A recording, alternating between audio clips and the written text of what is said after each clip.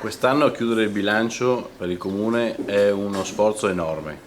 Enorme perché abbiamo pochissime risorse a disposizione, date innanzitutto da una riduzione delle entrate, da una riduzione degli oneri, da una riduzione dei trasferimenti dello Stato.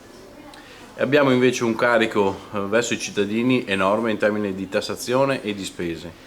Per cui imporre nuove imposte o nuove tasse diventa veramente molto difficile. Nonostante questo lo Stato con la Tares comunque insiste a tassare i cittadini. Parla di spending review e probabilmente i comuni saranno i primi a fare spending review ed a riuscire a ottenere risparmi reali in termini di bilancio.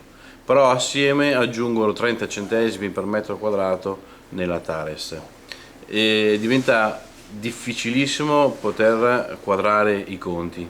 Il mio comune in questo momento è uno dei comuni virtuosi d'Italia, certificati, uno dei 148 comuni d'Italia e nonostante questo, nonostante i nostri equilibri di bilancio, nonostante tutto quello che noi abbiamo potuto fare in questi anni e abbiamo realmente fatto per contenere le spese, ridurre le spese e mantenere l'equilibrio, nonostante questo ci troviamo in fortissime difficoltà.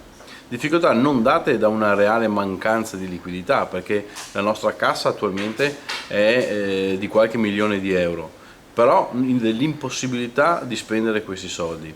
E ci troviamo quasi costretti ad aumentare anche noi la tassazione dell'IMU per poter mantenere certi equilibri. Ridurre abbiamo ridotto, di più significa togliere servizi e questo diventa difficile perché mantenere la qualità di vita è assolutamente fondamentale.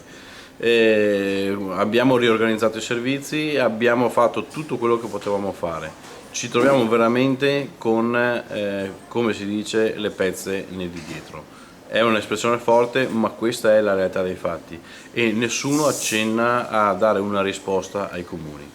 Io credo che i comuni abbiano fatto molto, abbiano fatto troppo e ormai siamo arrivati a dover necessariamente chiedere con forza la revisione di questo sistema per i comuni.